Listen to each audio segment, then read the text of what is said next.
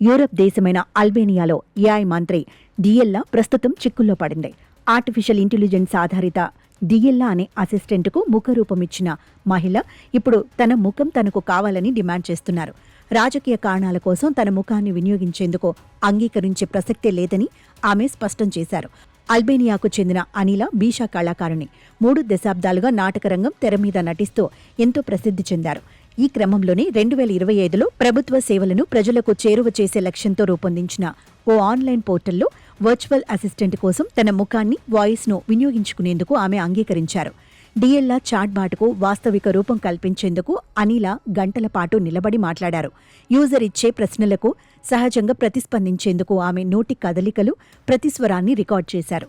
చివరకు డియెల్లా అందుబాటులోకి వచ్చిన కొన్ని నెలల్లోనే 10 లక్షలకు పైగా సంభాషణలు జరిగాయి.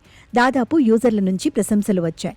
ఈ క్రమంలో సెప్టెంబర్లో ఈ చాట్బాట్ను ఏఐ మంత్రిగా ప్రకటించిన అల్బేనియా ప్రధాని ఎడి రామా అందర్నీ ఆశ్చర్యపరిచారు.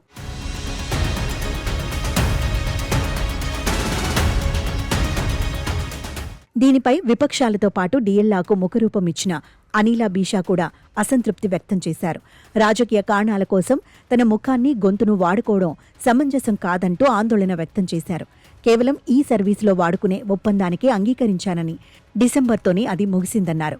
అక్టోబర్లో బెర్లిన్ సమావేశంలో ప్రధాని రామా మాట్లాడుతూ డియెల్లా గర్భిణి అని, ఆమె త్వరలోనే 83 మంది పిల్లలకు జన్మనిస్తుందని, అంటే ఒక్కో ఎంపీకి ఒక్కొక్క ఏఐ అసిస్టెంట్ను అందుబాటులోకి తీసుకువస్తామని చెప్పడాన్ని బీషా తీవ్రంగా తప్పుపట్టారు.